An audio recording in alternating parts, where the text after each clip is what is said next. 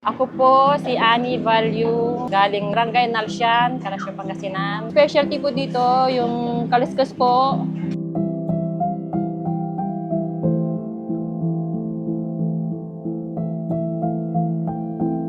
Ay, ganda po kayo katagal gumagawa ng tubig. Ay, matagal na sir. Dito na rin ako tumanda sa pagbibinta eh. Sabi nga ni Mayor eh. Dito na daw pumiti ang buhok ko. Mga siguro 50 years na. Bata pa ako, nandito na ako, sumasama na ako sa mga magulang ko.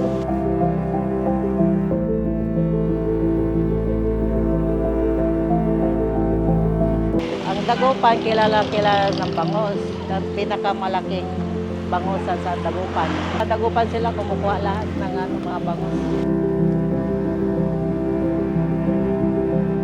Ay, pagdating sa pigar-pigar po, yung pigar-pigar ko po laging nauubos, saka masarap siya. Saka malambot po.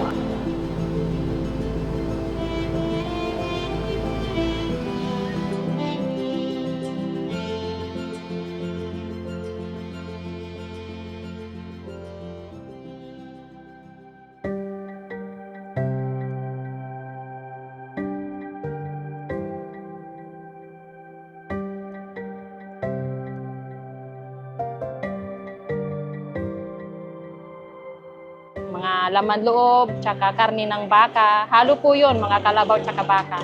Tinawag nilang kaliskas po kasi yung laman loob po, yung mga large intestine, heart, liver, atay, gano'n. Masarap siya pag malasahan yun. Yung kaliskas po, pag nilagyan po ng dugo, masarap po yun, malasa, dugo ng baka. Timplahan nyo po ng kalamansi, onions, tsaka sili. Okay na po yun, masarap na po.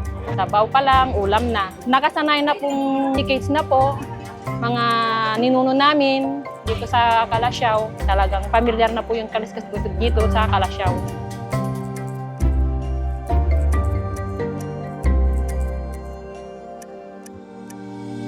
Dapat malinis talaga yung laman loob. Pag hindi malinis yung laman loob, iba talaga ang lasa sa ibang kaliskas. Yun ang pagkakaiba. Pag hindi ka marunong maghugas ng laman loob, malansa po.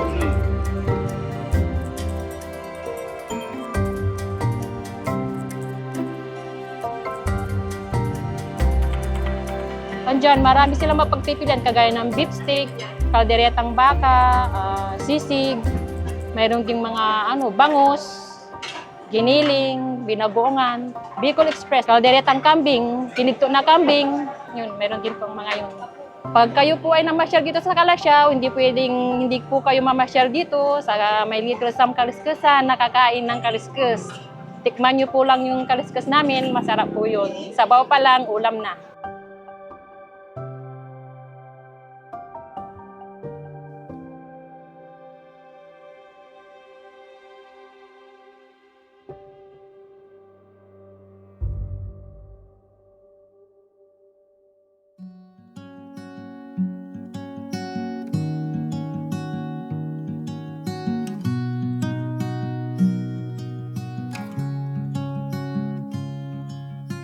Ako po si Delia, taga Mangaldan, nag-ihaw ng tupig, nagtitinda po sa Manawag. Ito po ang hanap buhay namin. Dito talaga ang original na tupig sa Manawag.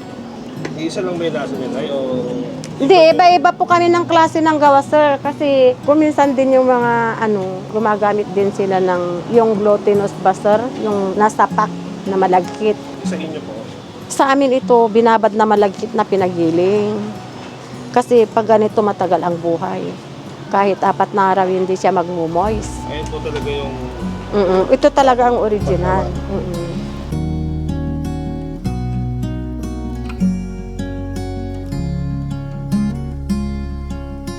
Ayan na pong tip na ito. Malagkit po ito na binabad, sir. Tapos pinagiling. Nakahalo na rin po yung yung asukal. Tingnan mo yan, sir. Ang init-init, oh. Pag hindi ka pa sanay dito, hindi mo pa kayang hawakan ito.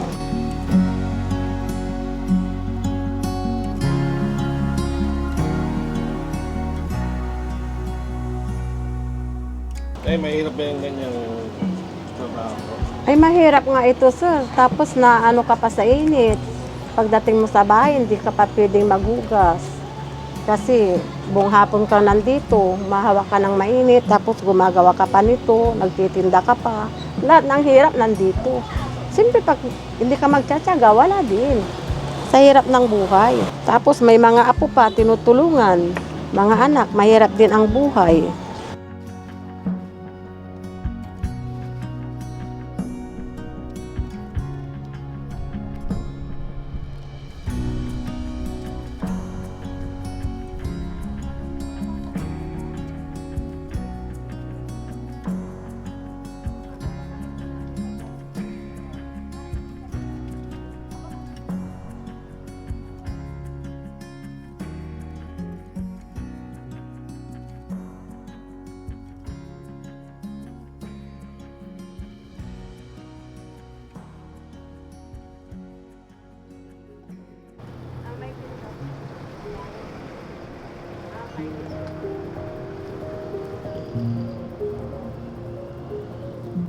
Ako si Merle Obandon, dito sa Bunuan. 20 years na kami nag-iihaw.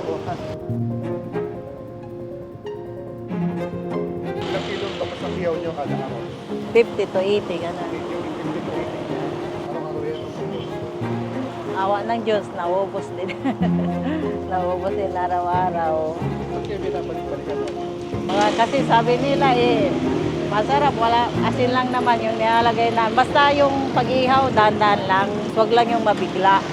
Kasi pag binigla mo yung pag-ano, matabang din. Saka yung iihaw mo yung talagang sariwa.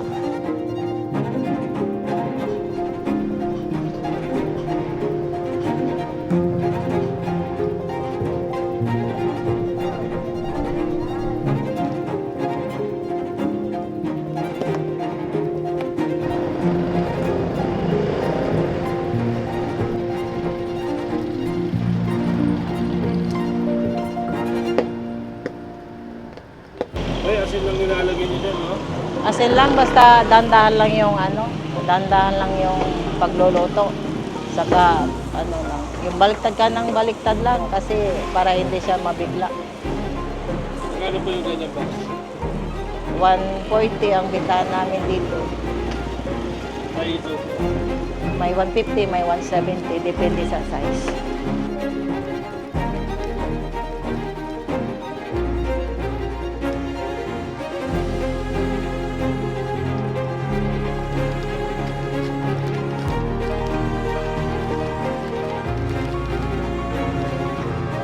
Ang bangos naman sa dagupan, basta sariwa, masarap naman. Basta sariwa lang iihaw ninyo. Kahit asin lang yung ilalagay nyo, basta dahan-dahan lang yung ihaw.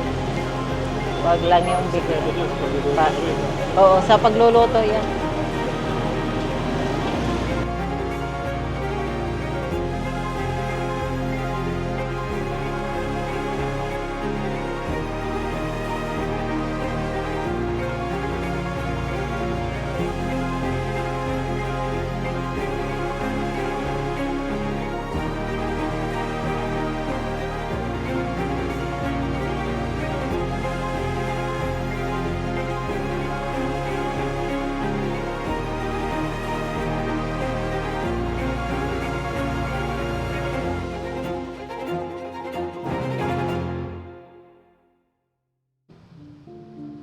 Ako po si Manoling, nagpipigar-pigar po ako sa Bunuan Bisat.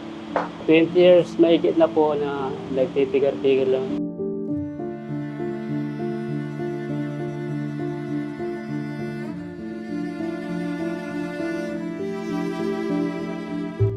Yun ang dinadayo nila kaya na sa mga pigar-pigar dati. Ay, iba kasing luto to, sir. Kalabaw yan, puro. Ginagamit ko pa yung suka ng Ilocos yun. Lang may gano'n na nag-ano ng gano'n na sausawan.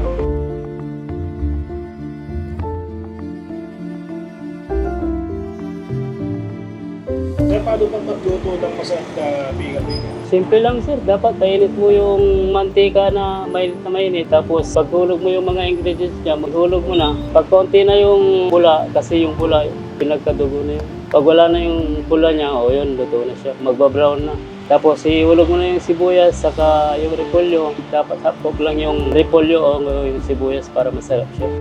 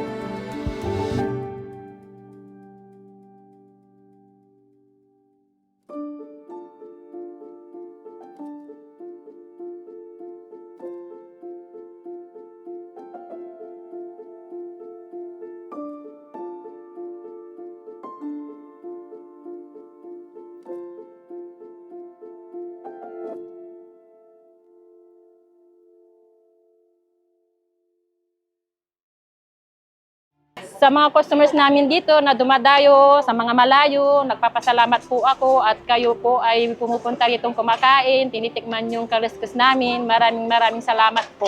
Kung gusto nyo pong matikman yung mga kaliskus dito, sir, madam, mga gustong pumasyal dito, punta lang po kayo dito sa Little Sam Kaliskusan para matikman nyo po yung sabaw namin, kaliskus. Maraming salamat sa mga bumibili sa amin dito sa Bunuan, Giset. Sa mga hindi pa nakatikim, o punta lang kayo dito, tikman nyo lang. Dito sa Bunuan, Giset, Dagupan City. Punta lang kayo dito sa Pubs Ihaw-Ihaw. Salamat po sa mga customer ko na palagi nandito. Pasensya na yung nalilit palagi kung wala nang natira.